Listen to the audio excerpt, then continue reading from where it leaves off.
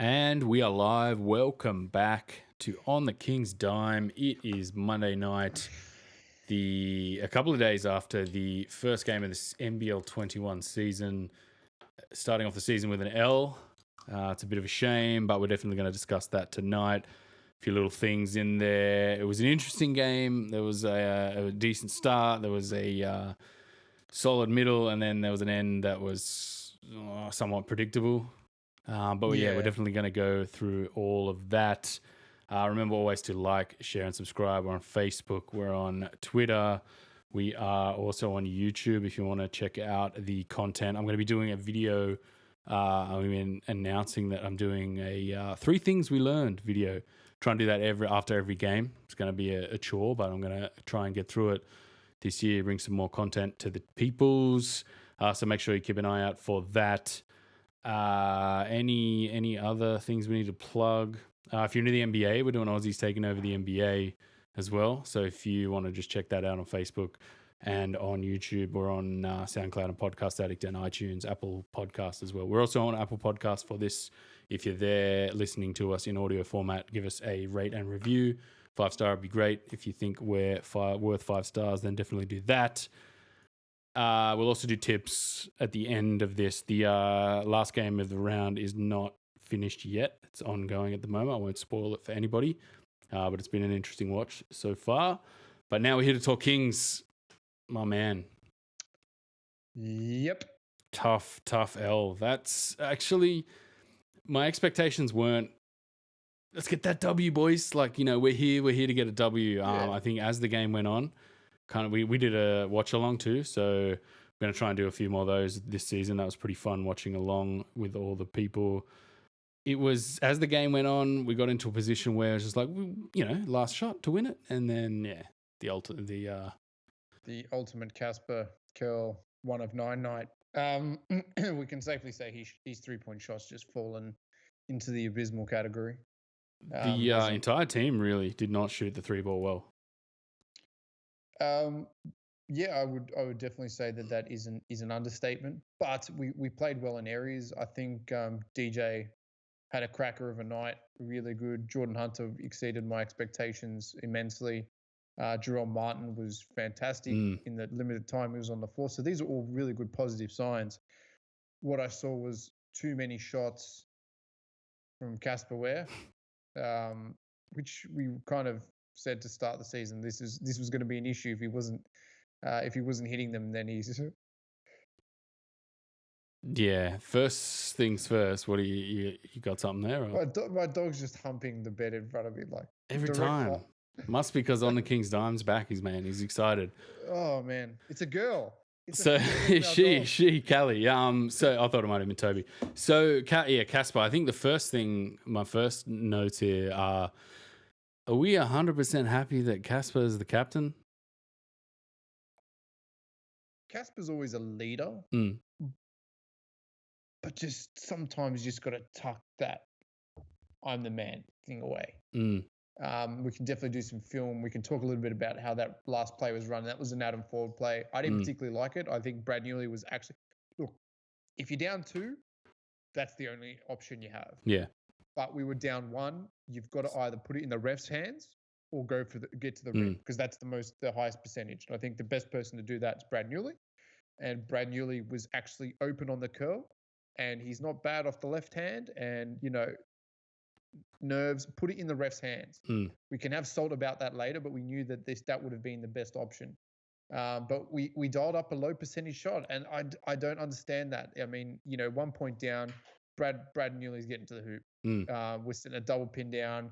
A lot of shots from Diddy, but just to get back to that, that's a bad play as a first. It's not something. Yeah, it looked rehearsed. It looked like that was the play they dialed up.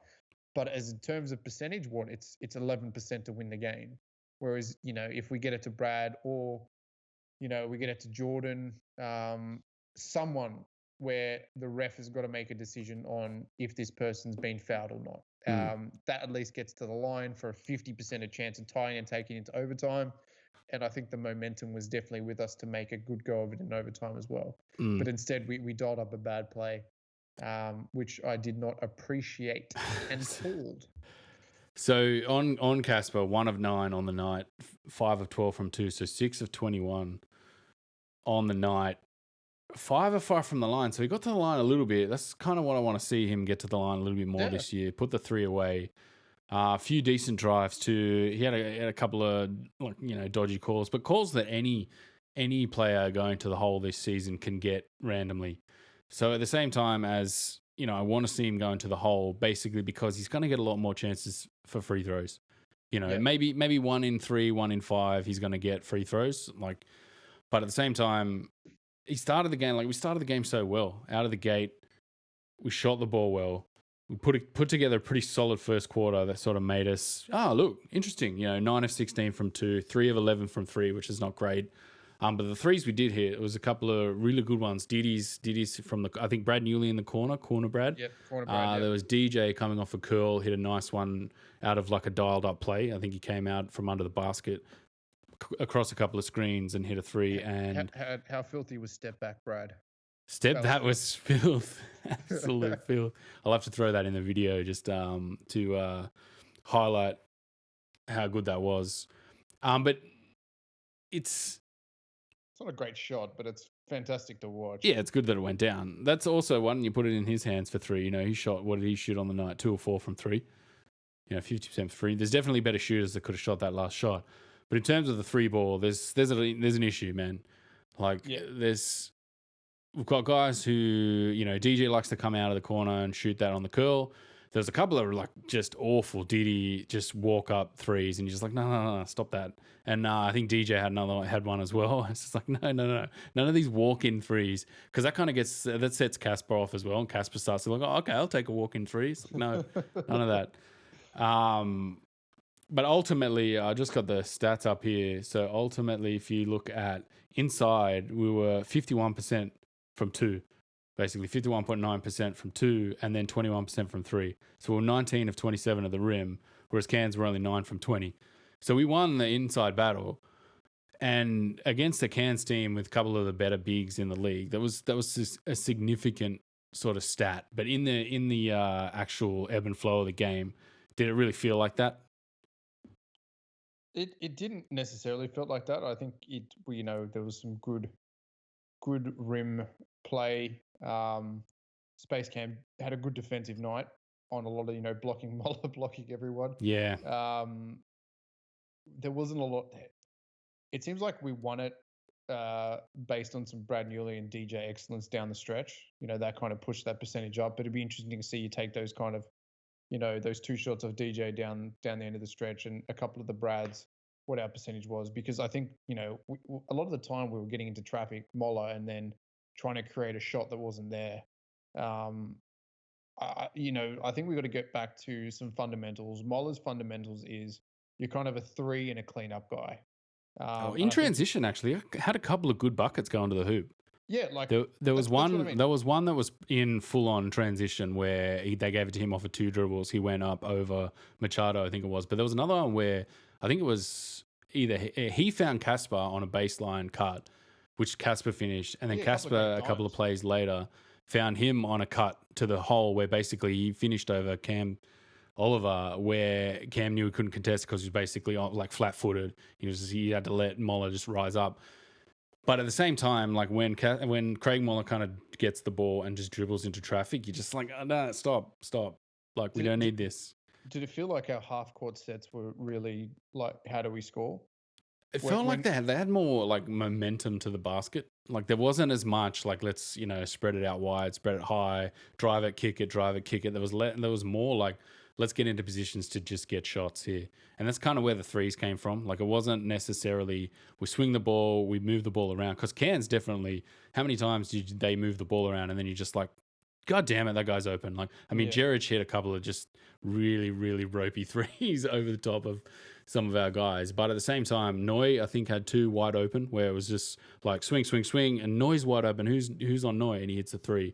But I didn't feel like in this game we were getting open shots, shots where that guy's wide open, he's going to hit that. I think Brad got 1, and Diddy, I think, might have had one other one, and then Casper, I think, off a screen stepped into one, but he missed it. But essentially, Casper just keeps shooting. Like, he just keeps shooting. And I thought that first quarter showed, he had a mid-range from the elbow. That was nice. He got to the hole. He got to the line. And I was like, good. Like, this is kind of what we want to see. But and down the stretch of the game, he just went back to shooting those threes, which, it goes back to is he captain material? I don't know. I feel like, I don't know, man. I'm not overly excited. But then again, I look at the rest of our team and I'm just like, it's Newley or that's about it, really.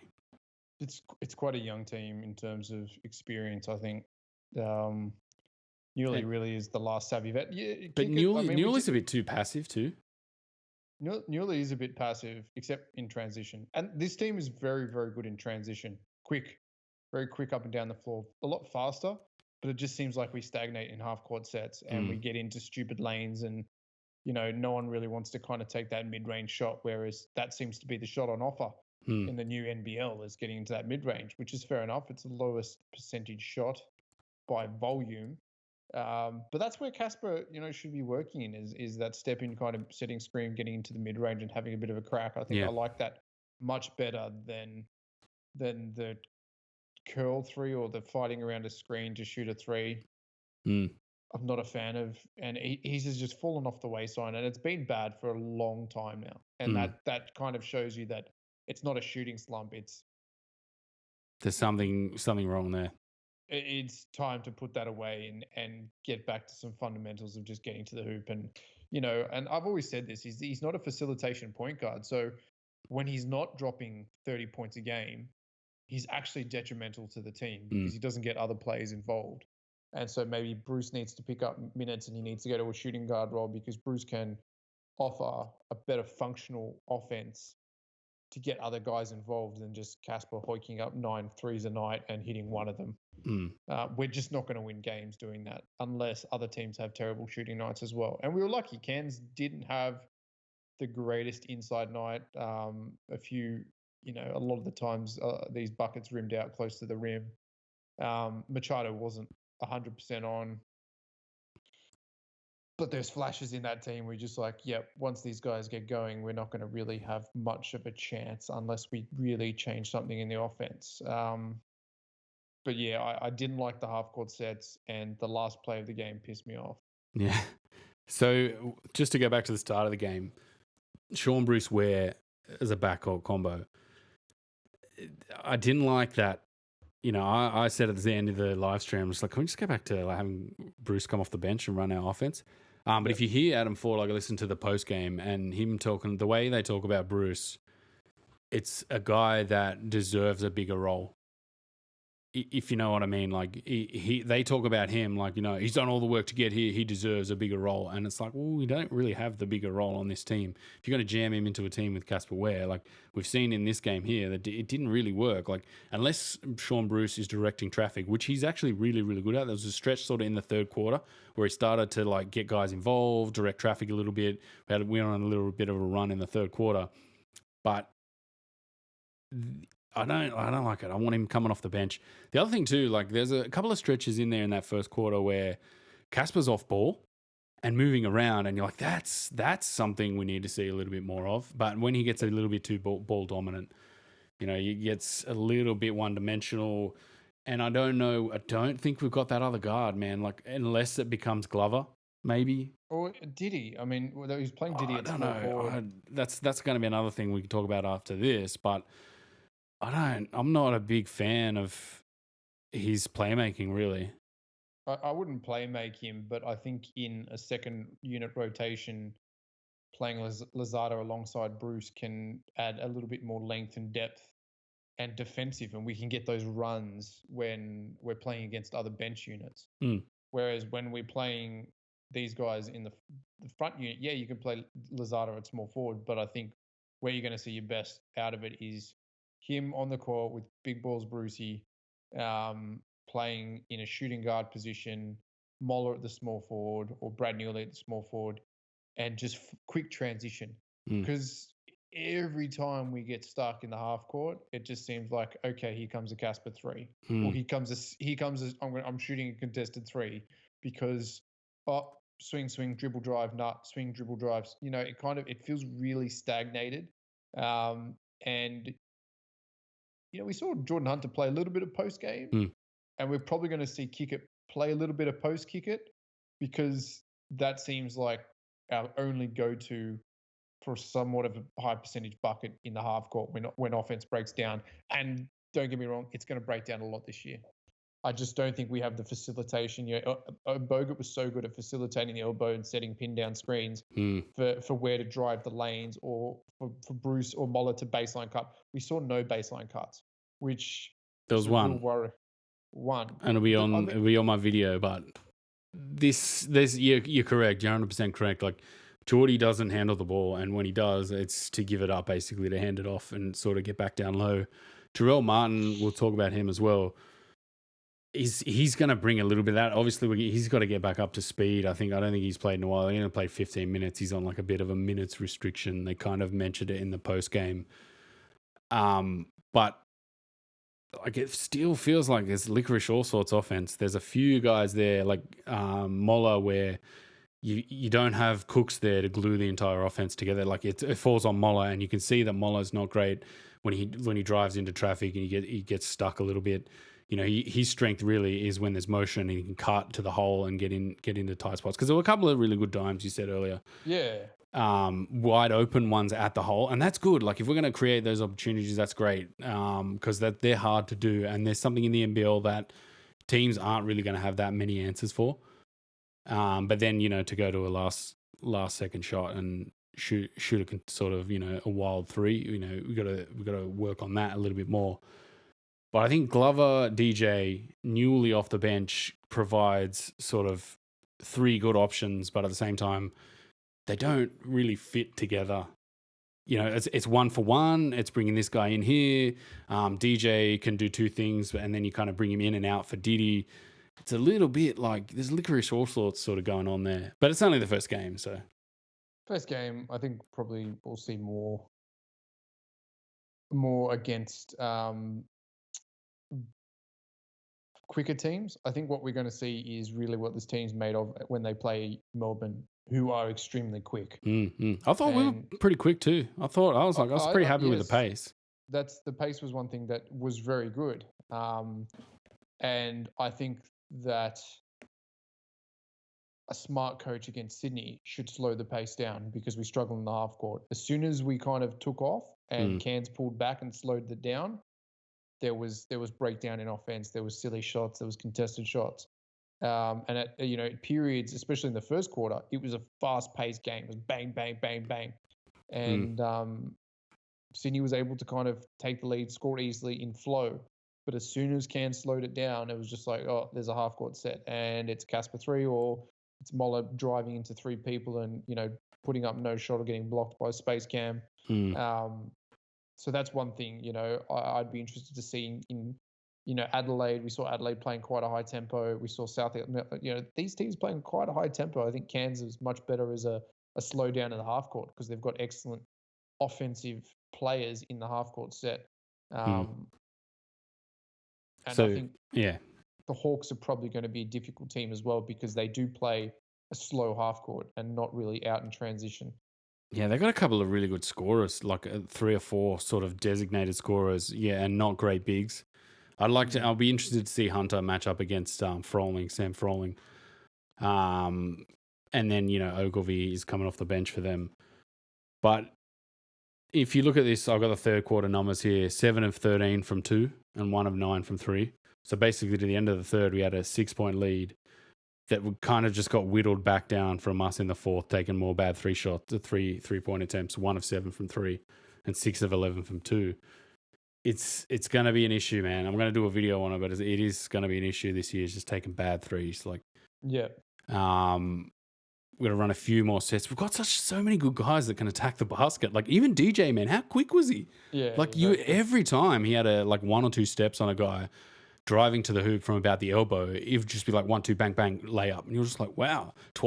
We went to him twice in, I think the third quarter where... No, it was the fourth. It was down the stretch. It was, down the stretch of the game, yeah. He would just get to the hole. And that was where I thought maybe we could dial something up for him at the end of the game. Like, something where 3 seconds, I guess, we'll talk a little bit about that in a sec. We should go back and just talk about Diddy. Like, I don't know, like, he seems to just not exist in a spot in this offense. You know, like you want him taking open shots. We don't seem to make him open shots. He was shooting a couple of contested ones, a couple of really bad sort of, walk up. I'm just going to shoot it. And that's kind of detrimental to our offense.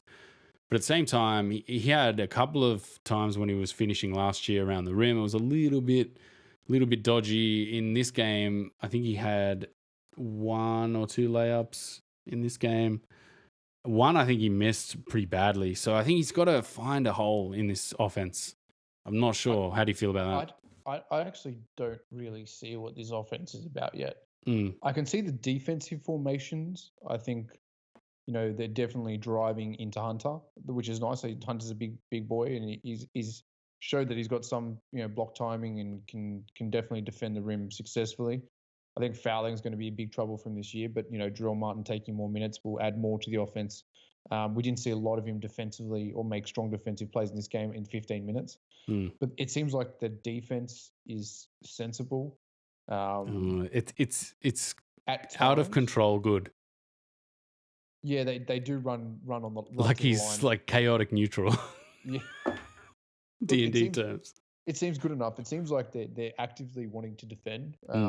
Yeah, like he's a trier too, and that's his fouling out was basically he tried hard. Yeah, and that's why he fouled out. I think he had a really good game. Like, I actually really enjoyed watching him play. It was, and I like that. I think Pinot wasn't really a trier. Like that was one thing you could sort of say differentiating between Hunter and Pinot. It's like Pinot tried, but nothing ever came off. Like a few things were coming off for Hunter. So, and then the more that came off, the more he was trying, and then it kind of cascaded into a really, really solid performance. Yep, I would agree with that. But yeah, you were saying interrupted there. No, that's right. I was just saying that they seem to be, as a team, running guys off the line quite effectively. I think that switching is one area that they haven't quite got down yet. But again, they haven't played many games together. True. As this new unit, and I think we won't see them start to hit their strides until 3 or 4 games into the season. Where I think these other teams have had a couple of more games pre-season, and so have been able to gel somewhat. It's hard to take anything away really from this first game, other than too many threes, too many bad shots, and not enough, and a terrible last play call up. I mean, that really the good things to come out of it.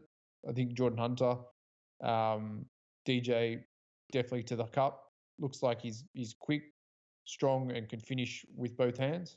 I think Glover had a pretty solid performance too. Can be like a guard glue guy, not necessarily like he doesn't have the Cooks forward style glue. I think he can be like a guard glue guy. He sort of solved a few problems on offense in some of those lineups, which was good. Yes. But yeah, I think the offense still in the half court needs a little bit of tweaking. Knocked down a 3-2, which is good. Other stats. So Newley was 6 of 9. He had a really good night. Jarrell Martin, we should talk about him. How did he look to you, do you reckon? It looked really good. Looked like you could play the NBA baseline J game. Looked like he had a bit of mid-range, could slink out for a 3 here and there, and had some good skills under the bucket. So when he's up playing 25 minutes a night, I think a good lineup would be him playing power forward. I think like that LaMarcus Aldridge style role. I think we could go to him in a lot of breakdown of offensive sets on the baseline, and that won't necessarily have him coming back to play center and being tired. I think that you have to realize that we don't have a lot of offensive numbers in our team in the big section. Moller, Hunter, these, kick it. They're not going to be able to hit a mid-range J and play back down all night.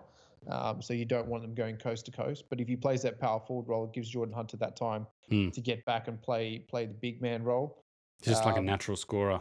Yeah, just play him in a natural scorer role, because really, other than Ware, there's no other natural scorers in our team. Just like, we're going to him for a bucket. It doesn't seem like that at the moment anyway.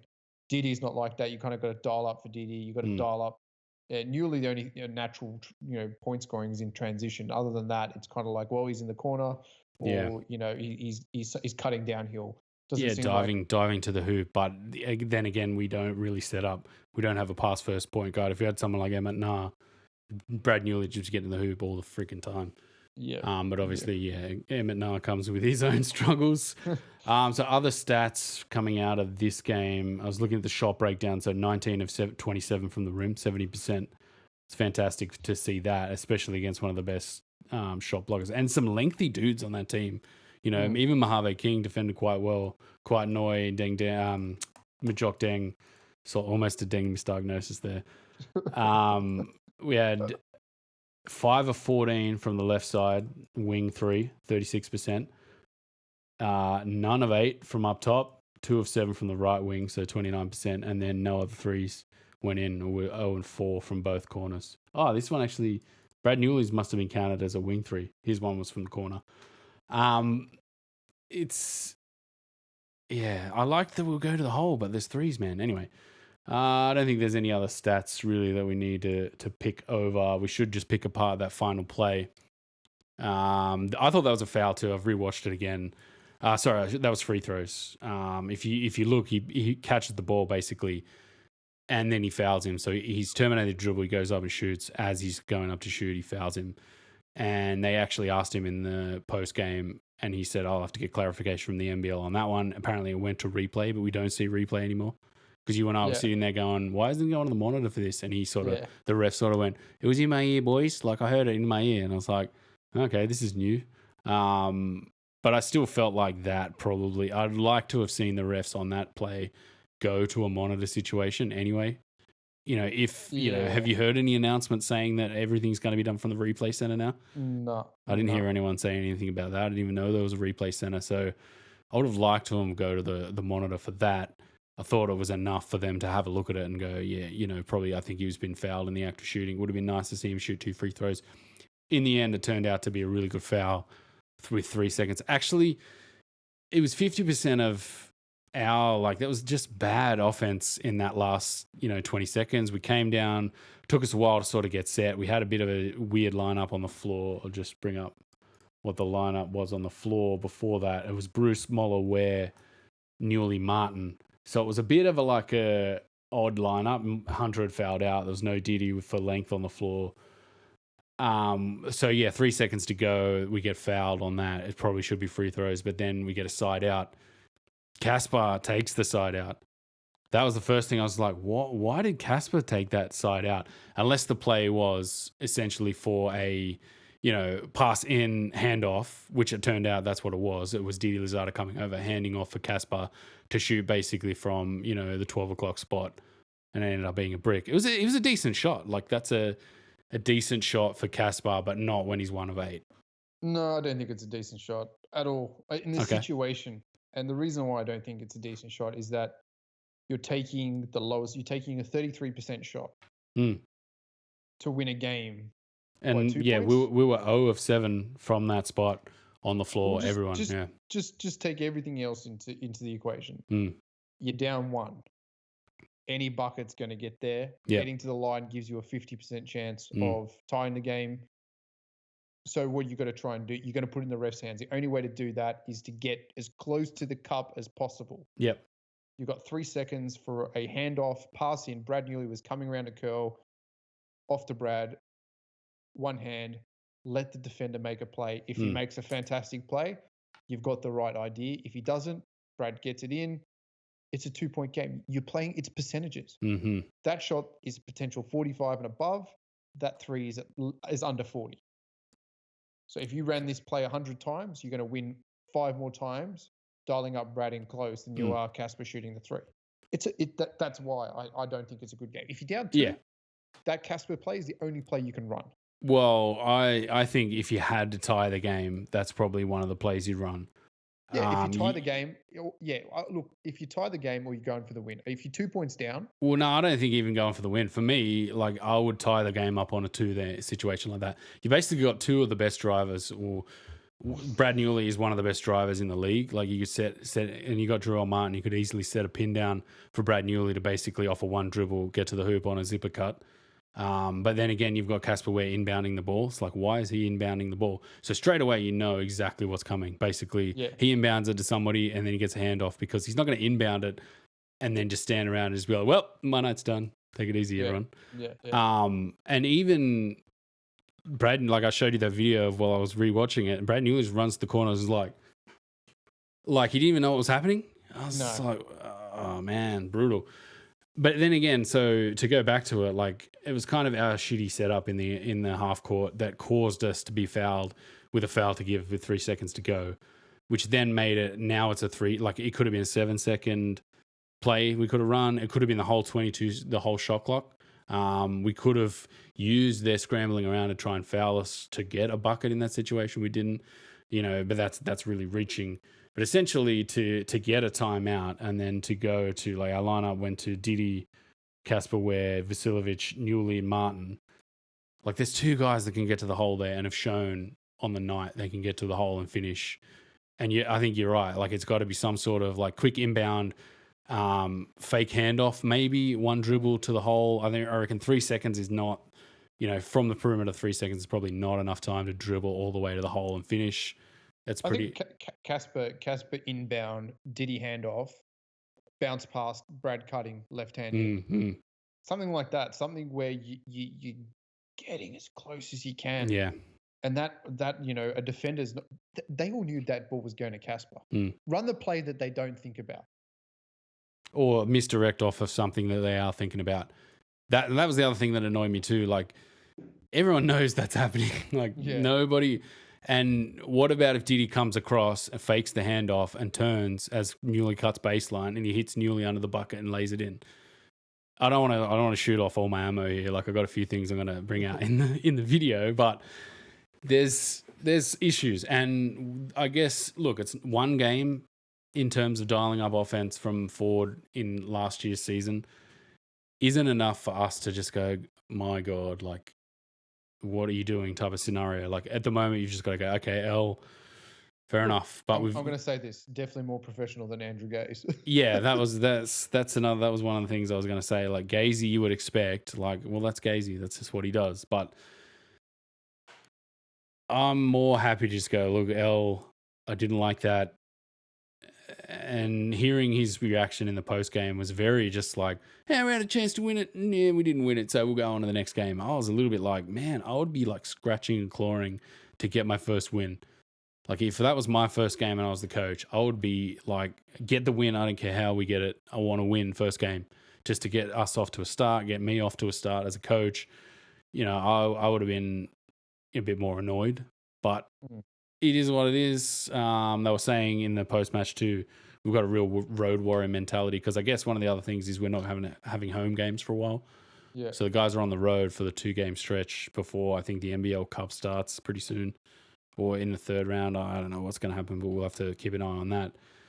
And yeah, I don't know. The more like I think about it, the more I'm just like, damn it. Like we kind of let one slip there.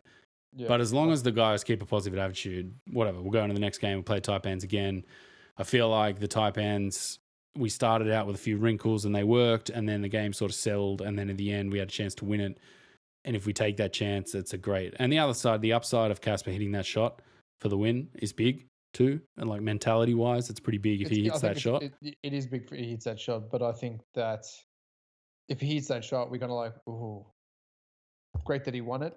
Not a great play, low percentage play. Yeah, and I think that we've got to get as a team understanding more of that was a Will Weaver, understanding the percentages of the game. Definitely a deep thinker about that, and I think miss him this year.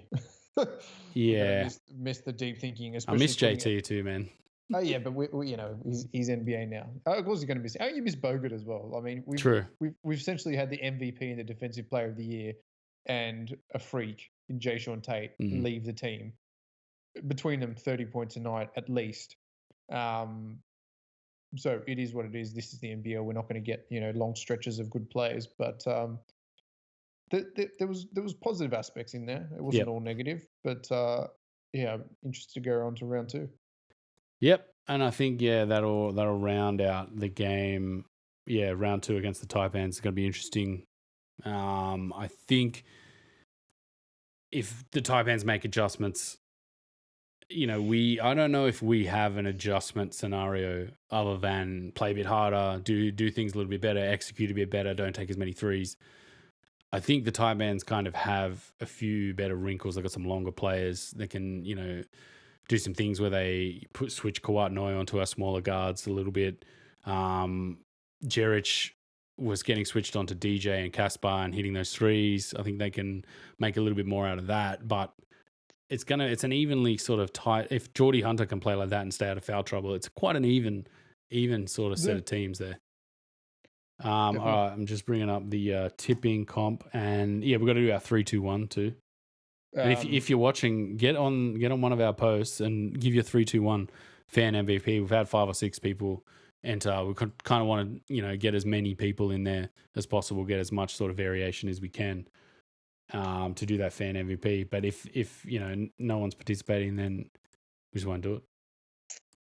So everyone get out there, get on the post, get on this post. If you're watching now, hit your fan MVP. 3-2-1, just 3 for your best players, 2 for your second best player, 1 for your third best player. And Andy's going to do it right now. So just watch him and then do it below in the comments or on any post. So hit it. 3 to Brad. Brad. Neely. Yep. Man of the match for me, Brad. 2 to Jordan Hunter.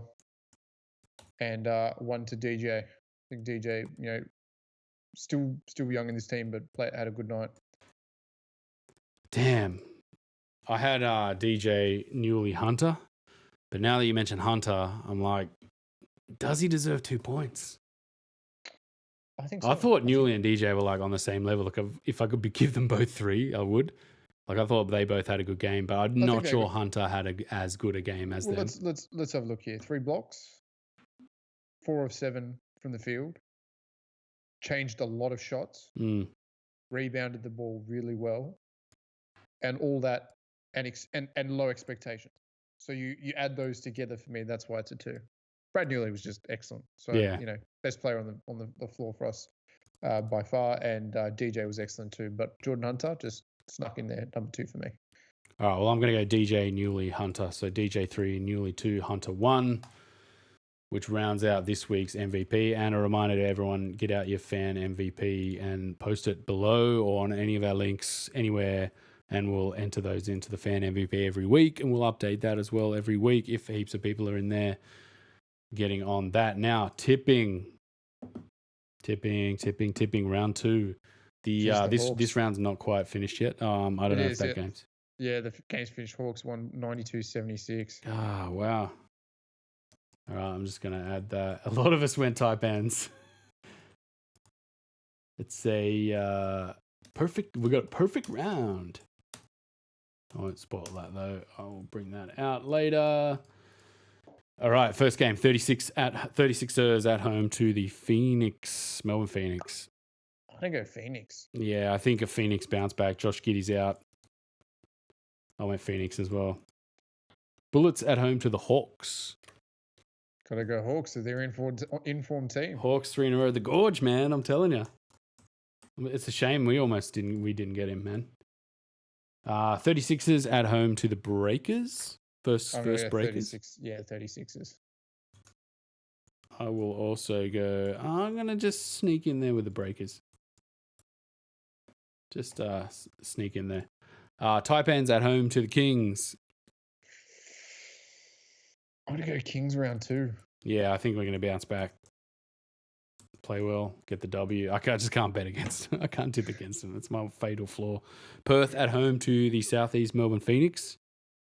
Yeah, we haven't seen Perth yet, so we don't really know what this team's about. I'm going to go Southeast Melbourne. Oh, Phoenix. Wow, an upset for Perth. Start the season. I will go Perth. Just for fun. And the Taipans, double game week again. 4 games out of the gate for the Taipans. Queensland, mate, killing it. At home to United. Yeah. Yeah, it looks like the Taipans struggle on back-to-back. So interesting, very interesting to start the season. And a reminder to everyone in the tipping comp, get your tips in this week. And a reminder to everyone else out there, you can still join the tipping comp. Just post your tips on any post anywhere ever. And then otherwise DM us the tips and we'll throw you into the tipping comp. It's still not closed yet. We'll probably close it around the NBL Cup because we might have to make some sort of, I don't know what's going to happen. We'll have to study it, work it out, pick it apart, put it back together, work it out because I have no idea what's going to happen with that. It's just going to be like games thick and fast. And so we'll have to wait and see. And I think that is it. That's a wrap. That is a wrap. It sucks. I think I would be less disappointed kind of if we got blown out, but I think what happened made me quite, man, I like this. And then to lose was like, damn it. So it's always hard with tight games. All right. And remember, you can always like on Facebook, on Twitter, on YouTube. We'll put this up on YouTube. We'll also put these up on Apple Podcasts and Podcast Addict. Reminder, you can give us a 5-star rating and review on Apple Podcasts Apple Podcasts.